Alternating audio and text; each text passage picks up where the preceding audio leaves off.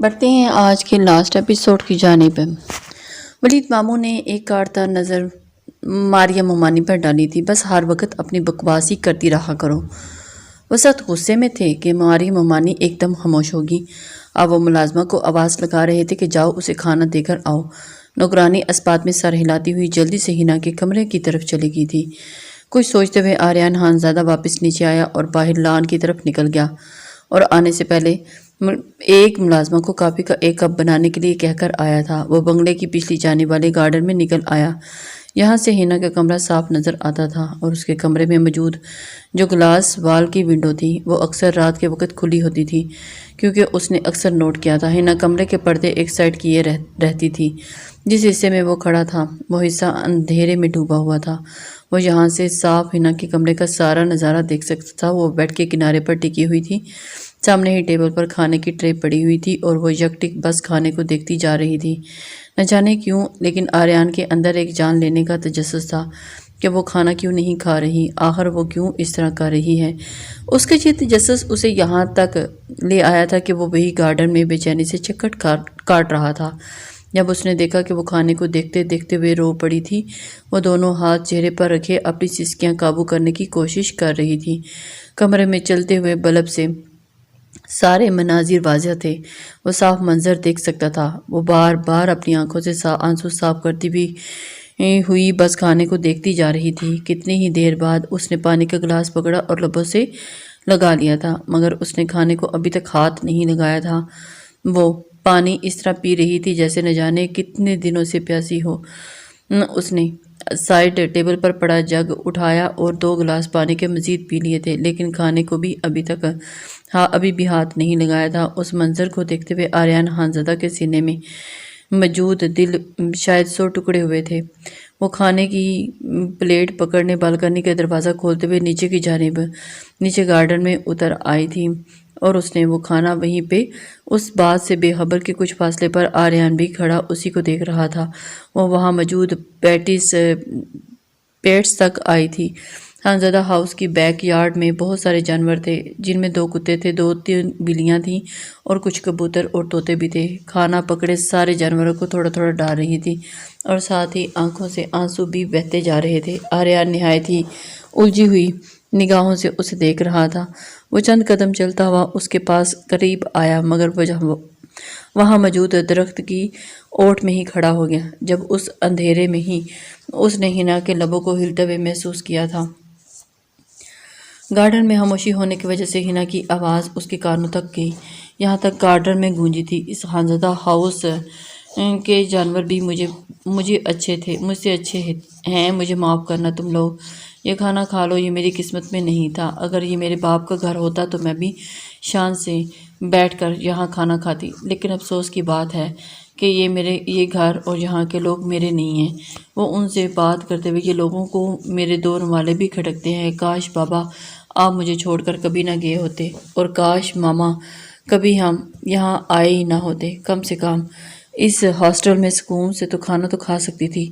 وہاں تو مجھے کوئی بھی یہ کہنے والا نہیں تھا کہ میں ان لوگوں کے بیچ میں سروں میں بوجھ بن کے ان کے نوالے کھا رہی ہوں۔ وہ سختی سے اپنی آنکھوں کی نمی پہنچتی ہوئی وہ اٹھ گئی تھی۔ یا اللہ، یہ کیسا انصاف ہے کہ بنگلے کے کتے بھی مجھ سے بہتر ہیں۔ میرے ماں باپ تو نے میری تربیت جیسے کی میں ویسی ہی اچھی ہوں۔ خودداری تو قبول ہے، لیکن مجھے ان لوگوں کی بھیک نہیں چاہیے۔ وہ اب ہاتھ میں پلیٹ پکڑے ہوئے اس کی جانب بڑھ رہی تھی اور ایسے واپس کمرے میں چلی گئی، اور آریان جہاں تھا وہیں کھڑا ہو کر ساکت رہ گیا تھا۔ وہ اندر جا کر ایک بار پھر آدھا گلاس پانی پی چکی تھی، شاید اپنی بھوک کو ختم کرنے کے لیے مٹانے کی کوشش کر رہی تھی۔ ٹرے واپس سائڈ پر رکھتے ہوئے وہ کمرے کی تیز لائٹس بند کر چکی تھی، بیڈ پر لیٹ گئی اور گارڈن میں کھڑے آریان کو سانس لینے میں تکلیف ہونے لگی تھی۔ کتنی ہی دیر وہ شلسا اور ساکت نگاہوں سے اس کمرے کو دیکھتا رہا، اور پھر اسے اپنے گالوں پر کچھ بہتا ہوا محسوس ہوا تو اس نے اپنے ہاتھ لگا کر دیکھا۔ وہ پانی تھا جو حیران اور ساکت کھڑا اس کی آنکھوں سے نمی کب نکلی تھی اسے احساس تک نہیں ہوا تھا۔ ملازمہ کی آواز سے وہ ہوش میں آیا تھا۔ سر کافی وہ چونکا اور پھر ملازمہ کے ہاتھ سے وہ کافی کا کپ پکڑ لیا اور اس سے پہلے کہ ملازمہ پلٹتی آریان نے اسے آواز دیتے روکا۔ سنو، وہ رکی تھی۔ جی سر، وہ ادب سے مخاطب ہوئی۔ تم یہاں پر کب سے کام کر رہی ہو؟ اس کے عجیب سوال پر ملازمہ نے حیران ہوئی تھی۔ 5 سال تو ہو ہی گئے ہیں سر، اس نے سوچتے ہوئے بتایا تو آریان نے سمجھتے ہوئے اسبات میں سر ہلایا۔ وہ 2 قدم قریب چلتا ہوا نوکرانی کے پاس تک آیا تھا۔ 3 سال پہلے جب ہینا یہاں رہتی تھی تو میرے اور ڈیڈ کی غیر موجودگی میں ماما، چاچی اور مناہل کا رویہ ہینا کے ساتھ کیسا تھا؟ اس نے کچھ سوچتے ہوئے پوچھا تھا تو نوکرانی ایک دم سے خاموش ہو گئی تھی۔ وہ نوکرانی کے چہرے کی اڑی ہوئی رنگت کو دیکھ کر اندازہ لگا سکتا تھا۔ میں کچھ پوچھ رہا ہوں، نوکرانی کی جانب دیکھتے ہوئے خاموش پا کر آریان نے دوبارہ لفظوں پر زور دیا تھا۔ سر، میں کیا کہہ سکتی ہوں؟ نوکرانی نگاہیں جھکا گئی تھی۔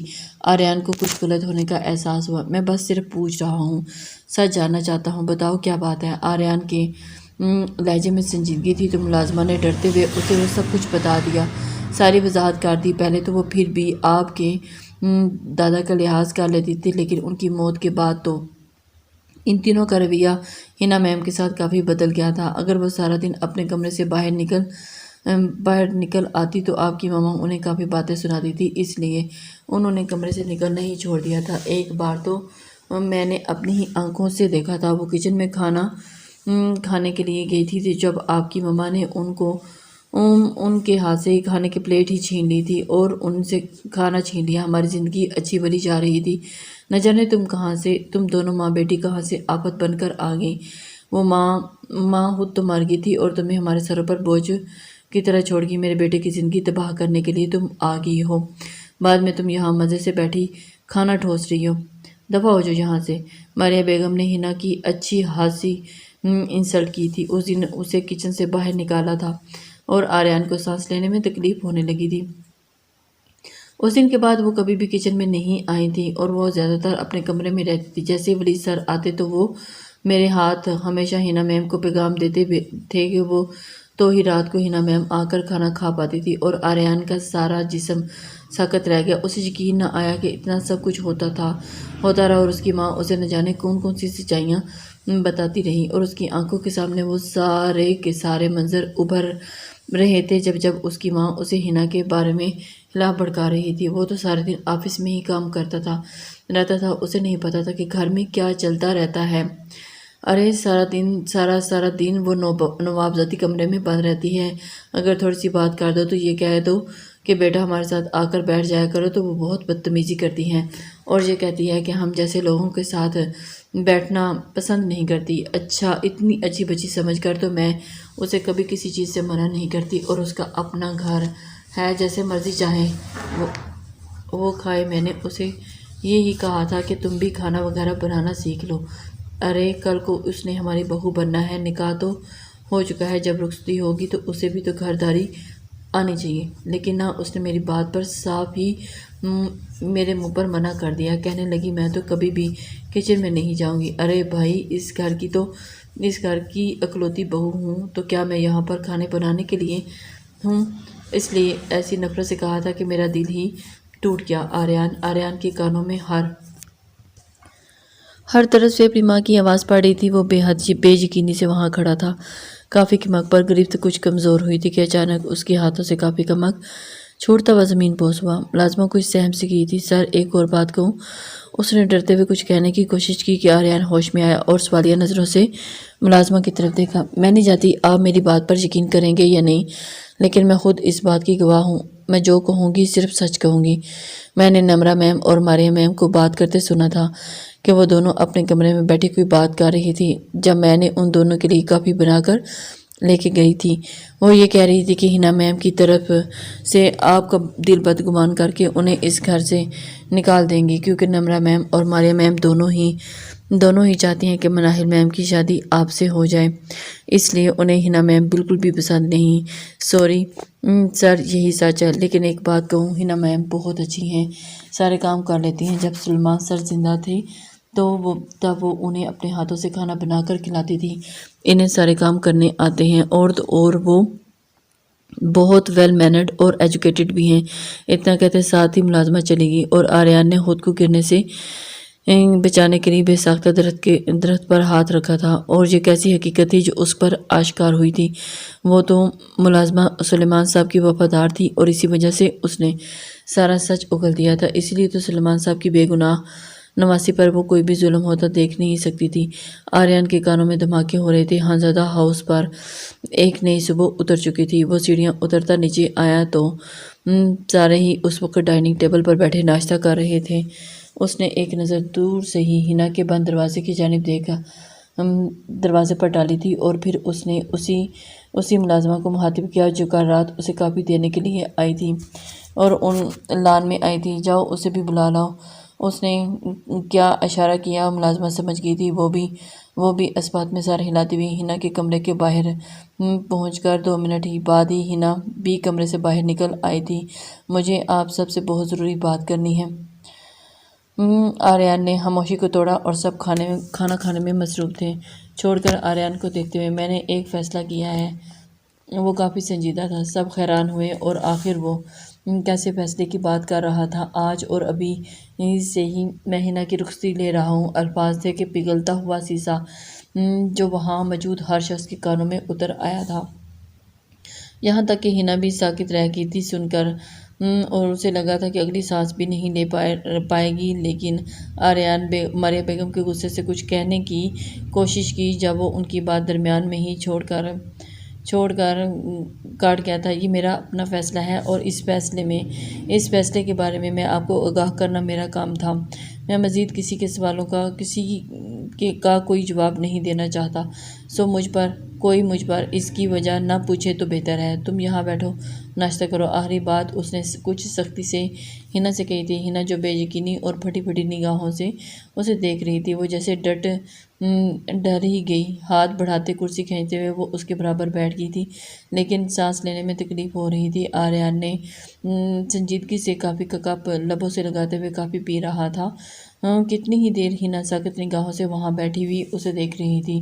تمہیں یہاں دیکھنے کے لیے نہیں بلایا، کھانا کھانے کے لیے بلایا ہے، وہ سختی سے بولا تھا کہ ہنا ڈرتی ہوئی پلیٹ میں کھانا کھانا شروع کر چکی تھی، اور اس کے کھانا کھانے کے ساتھ ہی آریان کو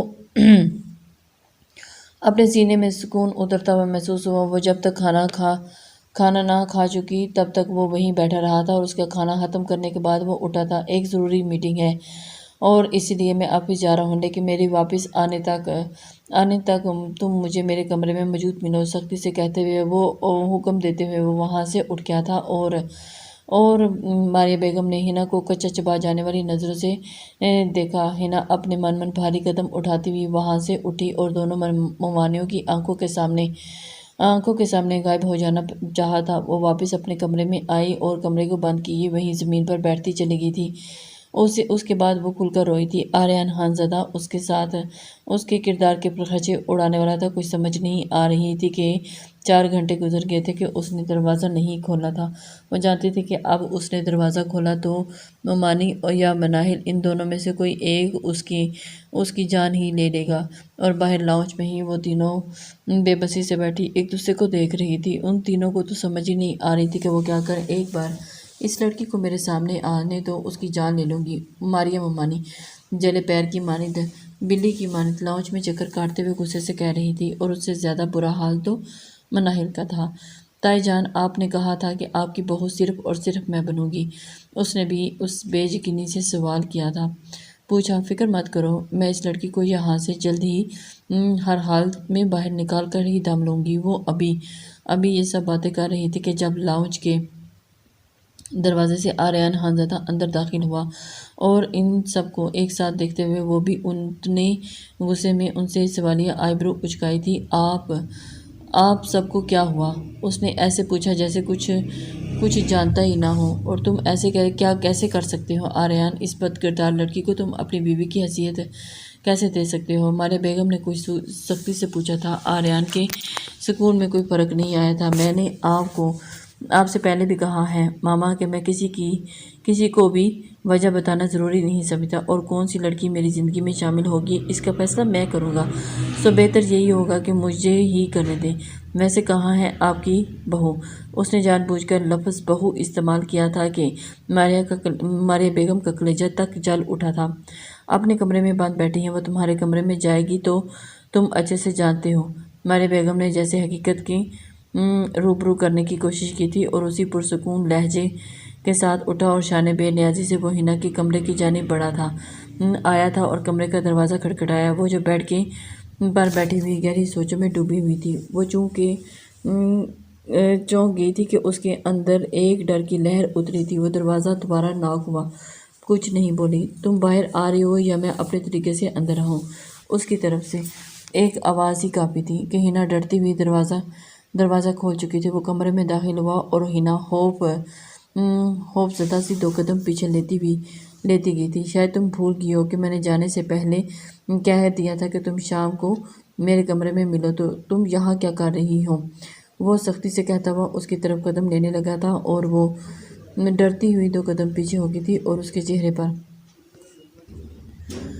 صاف ڈر اور خوف کے سائے دیکھ سکتا تھا۔ مجھے آپ کے ساتھ نہیں، اس کے الفاظ منہ میں ہی تھے جب آریان کی انگلی اس کے لبوں تک آ چکی تھی۔ تم کیا چاہتی ہو؟ یہ ضروری نہیں کہ میں نے کہہ دیا وہی ہوگا، اور فیصلہ ہو چکا ہے۔ اتنا کہتے ساتھ ہی وہ بنا اس کی بات سنے اسے موقع دیے اس کا بازو پکڑے کمرے سے باہر نکل چکا تھا۔ ان تینوں نے اپنی آنکھوں سے دیکھا۔ آریان اس کا بازو پکڑے اسے زبردستی اپنے ساتھ لیے سیڑھیاں چڑھ گیا، اور وہ بے یقینی اور پھٹی پھٹی نگاہوں سے اسے دیکھتے ہوئے اپنا ہاتھ اس کے ہاتھ سے آزاد کروا رہی تھی، لیکن آریان کی پکڑ سخت تھی۔ وہ اسے اپنے کمرے میں لا چکا تھا۔ کمرے میں داخل ہونے کے بعد اس نے دروازہ بند کیا اور ہنا کا ہاتھ چھوڑ دیا۔ ڈرتی ہوئی 2 قدم پیچھے ہو گئی تھی اور اس کی طرف بڑھ رہا تھا، اور وہ پیچھے کھسک رہی تھی۔ مجھ سے دور رہی، وہ خوفزدہ سی ہوتی ہوئی پریشانی سے بولی تھی، اور آریان کے چہرے پر نہ چاہتے ہوئے بھی مسکراہٹ پھیل گئی تھی۔ وہ اسے چھوڑے اپنا بیگ کی جانب بڑھا تھا اور وہاں سے اب کوئی فائل باہر نکال رہا تھا۔ ہنا بے بسی سے وہی کمرے کے وسط میں کھڑی رہی اور اسے دیکھتے اس کے سامنے آ کر کھڑا ہوا۔ یہاں سائن کرو۔ اس بار اس کا لہجہ کچھ نامہ سا تھا، اور ہنا بے یقینی سے اس فائل کو دیکھ رہی تھی۔ کیوں، کیا ہے اس میں؟ اس نے ڈرتے ہوئے پوچھا تھا۔ جتنا کہا ہے اتنا ہی کرو، اور اتنا، ورنہ مجھ سے برا کوئی نہیں ہوگا۔ وہ اگلے ہی پل غصے میں آتا ہوا گرجا تھا، اور ہنا نے ڈرتے ہوئے ان پیپرز کو بنا دیکھے بنا پڑھے سائن کر دیے تھے۔ وہ نہیں جانتی تھی کہ وہ کیا ہے۔ کیا یہ طلاق نامہ ہے؟ اس نے کچھ امید سے پوچھا تھا کہ آریان کے لبوں کو ایک طنزیہ مسکراہٹ نے چھوا تھا۔ کتنی خوش فہمی ہے نا، پال لیتی ہو نا۔ میں نے پہلے ہی کہا تھا تمہیں طلاق نہیں دوں گا، مطلب نہیں دوں گا، سختی سے کہتے ہوئے اسے سن چھوڑے اور ڈریسنگ روم میں جا کر دروازہ بند ہو گیا تھا، اور وہ وہیں کمرے کے وسط میں کھڑی رہ گئی۔ 2 منٹ کے بعد ہی وہ باہر نکلا، اور اب اپنا کوٹ اتارتے ہوئے وہ صوفے پر پھینک چکا تھا۔ ادھر آؤ میرے پاس۔ وہ بیڈ تک پہنچ کے سختی سے حکم دے رہا تھا کہ ہنا اندر تک کام کی۔ وہ نفی میں سر ہلاتے ہوئے پیچھے ہوگی۔ میں نے کہا ادھر آؤ۔ وہ مزید سختی اور غصے سے بولا تھا کہ ہنا ڈرتی ہوئی 2 قدم اس کی طرف بڑھی۔ یہاں بیٹھو۔ وہ اسے اپنے پاس بیڈ پر بیٹھنے کا کہہ رہا تھا، اور ہنا ڈرتی جا رہی تھی۔ میں نے کہا یہاں بیٹھو، تمہیں ایک بار سمجھ نہیں آتی؟ اس کا ہاتھ پکڑے اسے کھینچ کر اپنے پاس بٹھا چکا تھا کہ ہنا ڈرتی ہوئی اس سے دور کھسکنے کی کوشش کرنے لگی، مگر وہ اسے کمر سے پکڑے اپنے قریب کر چکا تھا، اور ہنا ڈرتی جا رہی تھی۔ وہ سختی سے آنکھیں میچ گئی تھی، اور اس کی ان بند آنکھوں کو دیکھتے ہی وہی آریان نہ چاہتے ہوئے بھی کھل کر مسکرایا تھا، اور پھر اس کی جانب اس کے کان کے پاس جھکا تھا۔ ابھی تم نے جن پیپرز پر سائن کیے ہیں وہ اس خانزادہ ہاؤس کے پیپر تھے۔ چونکہ یہ خانزادہ ہاؤس میرے نام تھا، اور اس لیے میں نے اسے تمہارے نام ٹرانسفر کر دیا۔ الفاظ تھے کہ پگھلتا ہوا سیسا جو ہنا کے کانوں میں اترا، اور اس نے اسی بے یقینی سے آنکھیں کھولے آریان کو دیکھا تھا، اور بے یقینی کہ وہ بے حد بے یقین تھی، اور پھٹی پھٹی نگاہوں سے آریان خانزادہ کو دیکھ رہی تھی۔ اسے لگا شاید وہ مذاق کر رہا تھا، اور یہ کیسا مذاق تھا؟ وہ آخر بول ہی اٹھی تھی کہ آپ آریان اس پر کھل کر مسکرایا تھا اور زندگی میں پہلی بار اس نے آریان کو اتنی خوبصورتی سے مسکراتے ہوئے دیکھا تھا۔ تمہیں لگتا ہے کہ میں مزاح کر سکتا تمہیں لگتا ہے کہ میں مزاح کر سکتا ہوں؟ اس نے سوال پوچھا کہ ہینا کا سر بے ساختہ ہی نبے میں ہلا تھا۔ تو بس پھر یہ مذاق نہیں، آج سے تم اس سارے گھر کی مالکن ہو۔ وہ اس کے بال چہرے سے ایک سائڈ پر کرتے ہوئے اس کے کانوں میں جیسے ہی ایک ایک لفظ بے یقینی کی طرح سے اتار رہا تھا۔ وہ حیران تھی، بے یقین اور شال، لیکن ایسے کیسے ہو سکتا ہے؟ وہ پھٹی پھٹی نگاہوں سے اب بھی آریان کی جانب دیکھ رہی تھی۔ اسے اتنا بڑا شاک لگا کہ وہ حیرت زدہ سی رہ گئی تھی۔ ویسے کیوں نہیں ہو سکتا؟ یہ میری پراپرٹی ہے، میں جہاں چاہوں جس کے نام چاہوں اس کے کر سکتا ہوں، اور آج کے بعد تمہیں کسی سے ڈرنے کی ضرورت نہیں ہے۔ اگر تم اس پورے گھر کی مالکن ہو اور جو چاہے تم کرو، اس سارے گھر میں جہاں چاہے وہاں تم کچھ بھی کر سکتی ہو اور جا سکتی ہو، اور سکون سے کچن میں جا کر اپنی مرضی سے کھانا بنا کر کھا بھی سکتی ہو۔ اس نے آخری بات پر اتنی ہی نرمی سے کی تھی کہ ہینا کی آنکھوں میں بہت تیزی سے نمی چمکی تھی۔ وہ اپنا چہرہ موڑے اس کی آنکھوں کی سے دیکھنے لگی تھی، نمی صاف کرنے لگی تھی۔ ایسا لگا جیسے کسی نے اس کی چوری پکڑ لی تھی۔ وہ کیسے جان سکتا تھا کہ اس کا یہ رونا آریان کو تکلیف دے گیا، اور وہ اگلے ہی پل اسے کھینچے اپنے ساتھ لگا چکا تھا کہ ہینا ساکت ہی پھٹی پھٹی نگاہوں سے اسے دیکھتی رہ گئی۔ مجھے بنگلہ نہیں چاہیے، آپ نے ایسا کیوں کیا؟ ممانی مجھ سے مزید خفا ہو جائیں گی، پلیز آپ واپس لے لیں۔ وہ بے بسی سے بول رہی تھی، تمہیں کیا فرق پڑتا ہے؟ جو کہتا ہے اسے کہنے دو، میری پراپرٹی ہے، میری مرضی، جس کے مرضی نام کر دوں، کسی کو کیا ٹینشن ہے؟ آج سے یہ سارا خانزادہ ہاؤس تمہارا ہو چکا ہے، اور اگر تم چاہو تو بے شک ساری پراپرٹی کو آگ لگا دو، تمہیں کوئی بھی کچھ کہنے کی ہمت نہیں رکھتا، یہ بات یاد رکھنا، کیونکہ اب یہ تمہاری ملکیت ہے۔ اس بار اس کے لہجے میں نرمی تھی، اور اب وہ غصے سے بات نہیں کر رہا تھا، اور ہینا پر حیرتوں کے پہاڑ ٹوٹتے جا رہے تھے۔ اسے تو اس بات کی اندازہ ہی نہیں آ رہا تھا لیکن آپ نے ایسا کیوں کیا؟ وہ بڑی نگاہوں سے آریان کو دیکھ رہی تھی۔ آریان تھوڑا سا اس کے قریب ہوا تھا، کہ اتنا کہ اس کے چہرے پر جو آریان کی جھلستی ہوئی سانسیں پڑنے لگی۔ وہ خوف اور ڈر سے آنکھیں بند کر لی اور اس کے کان کے پاس جھکا تھا، کیونکہ مجھے لگتا ہے کہ مجھے تم سے تھوڑی محبت ہو رہی ہے، اور ہر اس چیز کے لیے سوری جو میں نے ماضی میں کی تھی۔ مجھے تم پر اس طرح سے الزام نہیں لگانا چاہیے تھا، بنا سچ جانے میں کیسے یقین کر سکتا تھا، کر گیا۔ اور آنکھوں کے سامنے وہ منظر گھوم رہا تھا جب آفس سے واپس آیا تھا اور ماریہ بیگم نے اس کے سامنے اس کے کانوں میں زہر انڈیلا۔ تمہیں کچھ خبر بھی ہے نا؟ جانے وہ کمرے میں فیصل کے ساتھ چپکی بیٹھی کون سی باتیں کر رہی ہے؟ کوئی شرم اور لحاظ ہوتا ہے؟ اور وہ دیکھو کیسے یہ بھی بھول گئی کہ وہ تمہاری بیوی ہے۔ وہ الفاظ آج بھی اس کے کانوں میں گونجے تھے جب وہ کمرے میں داخل ہوا تھا، اور بنا سچ سمجھے غصے سے ہی اس نے ہینا کو تھپڑ ہی مار دیا تھا، اور اس لیے بھی سوری کہ میں نے تمہیں بنا جانے بنا سمجھے جج کر لیا۔ کیا ہوا؟ اگر تم گاؤں میں رہتی ہو تم اتنی بھی بری نہیں ہو۔ وہ مسکرایا اور ہینا بے یقینی سے اسے دیکھتی رہ گئی تھی، اور اب نرمی سے اس کا بایاں گال چلا رہا تھا جہاں سالوں پہلے تھپڑ مارا تھا، اور ہینا اب بھی ساکت پھٹی پھٹی نگاہوں سے اسے دیکھ رہی تھی۔ کیا تم مجھے معاف کیے ایک موقع دے سکتی ہو، اور اپنی غلطی سدھارنے کا موقع، اور تمہارے ساتھ ایک نئی زندگی کی شروعات کرنے کا موقع؟ اور وہ امید اور مان سے اسے دیکھ رہا تھا۔ ہینا بے حد پھٹی پھٹی نگاہوں سے اسے دیکھ رہی تھی۔ اسے تو اس بات کی یقین ہی نہیں آ رہا تھا۔ وہ خوبصورت اور دلکش تو پہلے ہی بہت تھا، لیکن ہینا کہاں جانتی تھی کہ اس کے نصیب میں یہ خوبصورت اور دلکش مرد لکھا ہے۔ اس نے بے یقینی سے آریان کے کندھوں اور گال کو چھو کر محسوس کرنے کی کوشش کی تھی۔ کیا یہ کوئی خواب ہے؟ وہ حیران تھی کہ آریان کھلکھلا کر ہنس پڑا تھا۔ نہیں، یہ حقیقت ہے، چلو آؤ نیچے چلتے ہیں، کھانے کا وقت ہو رہا ہے۔ وہ بنا اگلی بات کیے اس کا ہاتھ پکڑے واپس کمرے سے باہر نکل آیا تھا، اور وہ کسی کٹی ڈال کی طرح اس کے ساتھ چلتی جا رہی تھی۔ نیچے آئے تو سارے ہی ڈائننگ ٹیبل پر بیٹھے ہوئے تھے۔ وہ دونوں بھی بیٹھ گئے تھے۔ کھانا بالکل خاموشی سے کھایا گیا تھا۔ وہ تینوں عورتیں تو بس ہینا کو کچا چبا جانے والی نگاہوں سے دیکھ رہی تھی۔ کھانا کھانے کے بعد سارے ہی لاؤنج میں بیٹھے ہوئے تھے، بیٹھے چائے پی رہے تھے جب لاؤنج کے دروازے سے فیصل داخل ہوا اور فیصل کو دیکھتے ہوئے ہنا کے چہرے پر ایک دم سے پریشانی آئی تھی کہ کیا بات ہے آنٹی، آپ نے مجھے بلایا تھا؟ اس نے ماریہ بیگم کو دیکھتے ہوئے پوچھا تو وہ حیران ہوئی تھی۔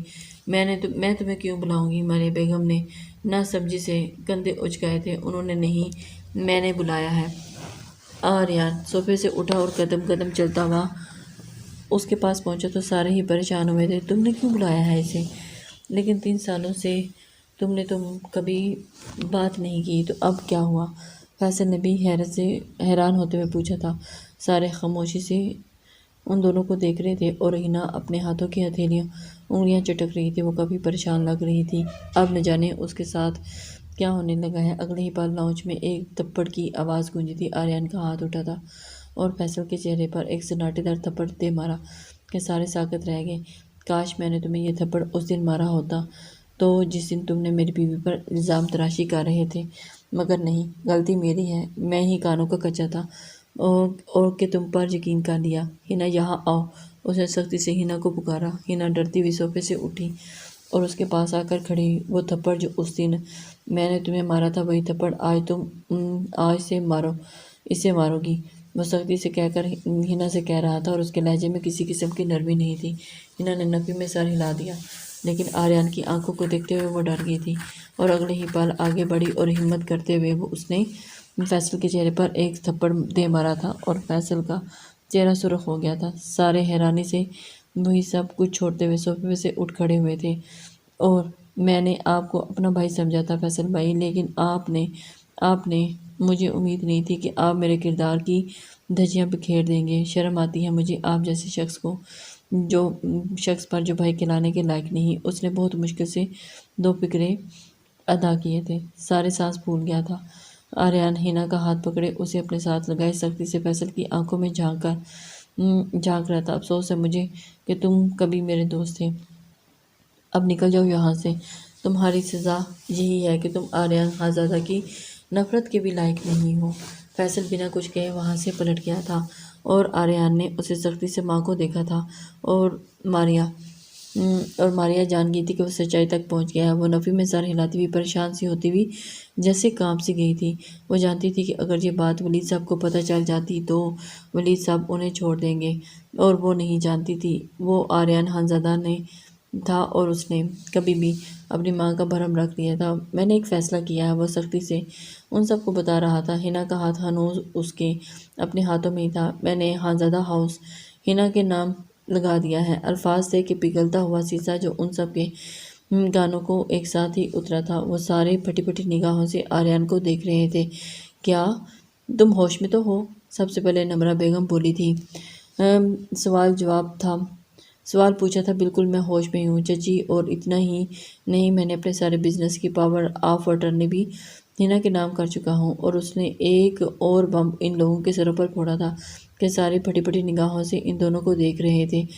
انہیں تو یقین ہی نہیں آ رہا تھا، لیکن بیٹا ان سب کی ضرورت ہی کیا تھی؟ ولید صاحب نے سوالیہ نگاہوں سے پوچھا تھا۔ بس ایسے ہی مجھے ہنا کے معاملے میں کچھ انسیکیورٹیز ہو گئی تھی، اس لیے میں نے اس کی حفاظت کے لیے اس کے نام یہ سارا خانزادہ ہاؤس لگا دیا۔ کل کو یہ نہ ہو کہ کہیں یہ لوگ میری غیر موجودگی میں ہنا کو یہاں سے دھکے دے کر باہر نکال دیں۔ اسی لیے اگلے ہفتے میں اپنے ولیمے کا اعلان کر رہا ہوں۔ بہتر ہوگا کہ ماما آپ اس کی تیاری کریں، ورنہ پھر آپ جانتی ہیں کہ آپ کا بیٹا کیسا ہے۔ وہ آنکھوں میں سختی سے وان کرتا ہوا اس کی جانب ماں کو وان کیے ہنا کا ہاتھ پکڑے واپس اپنے کمرے کی جانب چلا گیا تھا اور ماریہ بیگم جہاں تھی وہیں کی وہیں تھم گئی تھی۔ وہ سب کچھ چھوڑتی ہوئی ان کے پیچھے اوپر بھاگی تھی۔ وہ تیز قدموں سے چلتی ہوئی اس کے کمرے تک پہنچی تھی۔ دروازہ کھلا تھا اور آریان خانزادہ اسٹڈی ٹیبل کے سامنے لیپ ٹاپ پر جھکا کچھ کام کر رہا تھا اور ہنا بیڈ پر بیٹھی ہوئی تھی۔ آریان تم ایسا کیسے کر سکتے ہو؟ انہوں نے آتے ہی آریان سے سوال کیا۔ اور یہ سوال آپ پوچھ رہی ہیں ماما؟ مجھے یقین نہیں آ رہا۔ آریان پلٹا اور کچھ بے یقینی سے ماں سے پوچھا۔ مجھے یقین نہیں ہو رہا کہ میری ماں اپنی اتنی گری ہوئی ہو سکتی ہیں۔ آپ نے کیا کچھ کیا، مجھے سب کچھ پتہ چل گیا ہے۔ آپ اتنی ظالم کیسے ہو سکتی ہیں کہ اسے کھانا تک نہیں دیتی تھی؟ اسی لیے میں نے یہ سارا خانزادہ ہاؤس ہی اسی کے نام کر دیا تھا، اور میں اتنا بھی گیا گزرا نہیں ہوں کہ اپنی بیوی کو بھوکا ماروں، اور بہتر ہوگا کہ آپ میرے ولیمے کی تیاری کریں، نہیں تو ورنہ پھر مجھے مجبوراً ڈیڈ کو وہ سب بتانا ہوگا جو آپ نے کیا۔ ماریہ بیگم کو دھمکی دے رہا تھا۔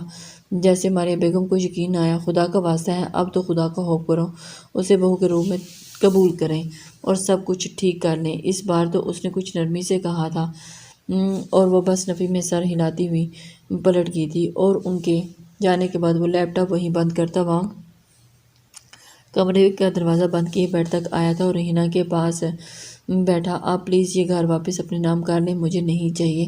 وہ پریشان سی ہوتی ہوئی بولی تھی کہ آریان کے لبوں پر ایک مسکراہٹ نے چھوا تھا۔ پتہ ہے مجھے، تمہیں نہ موویز اور ڈراماز میں جو عشق دکھاتے ہیں اس سے بہت سیٹسفیکشن ملتی ہے۔ میں نے سوچا تھا کہ مجھے جس لڑکی سے محبت ہوگی نا، میں اس پر اپنی محبت ثابت کرنے کے لیے اپنی ساری دولت اس پر نچھاور کر دوں گا، اور میں آج بہت خوش ہوں کہ مجھے تم پر وہ ساری دولت نچھاور کرنے کا موقع ملا۔ میں جانتا ہوں میں غلط تھا، لیکن یہ سچ ہے کہ مجھے تم سے محبت ہو گئی ہے۔ اور اسے پکڑے اپنے ساتھ لگاتا ہوا اس کے سرگوشی نما آواز میں بولا تھا کہ ہنا ساکت رہ گئی تھی۔ لیکن آپ کی ماما، اس نے بے یقینی سے پوچھا تھا۔ فکر کرنے کی ضرورت نہیں، وہ ٹھیک ہو جائیں گی۔ جب لالچی انسان کے ہاتھوں ساری دولت چلی جائے تو وہ پھر ٹھیک ہو ہی جاتے ہیں۔ اور اس کے ماتھے پر لب رکھتے ہوئے اپنے ساتھ لگا دیا اور سرگوشی کر رہا تھا۔ ہنا بے یقینی سے دیکھ رہی تھی۔ میں آپ سے کچھ کہنا چاہتی ہوں۔ اس نے بہت ہمت کرتے ہوئے کچھ کہنے کی کوشش کی تھی تو اس نے آریان نے سوالے نگاہوں سے اسے دیکھا تھا۔ بس طلاق مت مانگنا۔ وہ جیسے پریشان ہوا تھا کہ ہنا نہ چاہتے ہوئے بھی ہنس پڑی تھی۔ نہیں، بات کچھ اور ہے، وہ کچھ جھجکتے ہوئے بولی تھی کہ آریان خانزادہ حیران ہوا تھا۔ اچھا، اور کیا بات ہے؟ اس نے بے یقینی سے پوچھا تھا۔ وہ کچھ کہنے کی کوشش کر رہی تھی لیکن کہہ نہیں پا رہی تھی، الفاظ ساتھ نہیں دے رہے تھے۔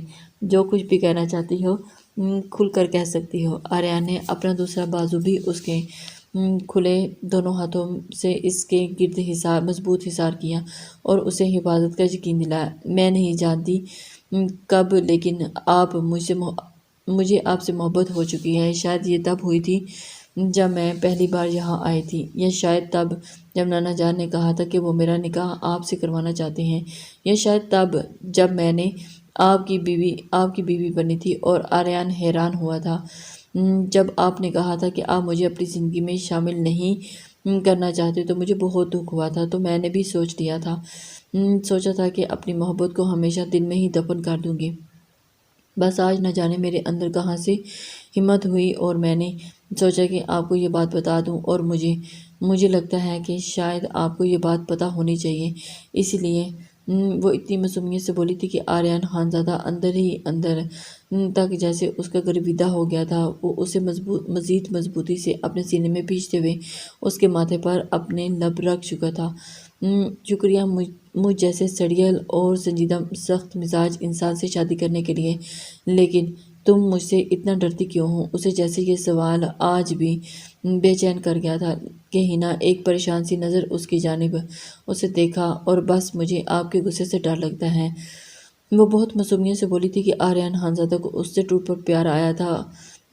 میرا تم سے وعدہ ہے کہ میں آج کے بعد تم پر کبھی غصہ نہیں کروں گا۔ اور اس کے بالوں میں انگلیاں چلاتے چلاتے اسے اپنے سینے سے لگا گیا تھا اور سرگوشی کرتے ہوئے بولا تھا۔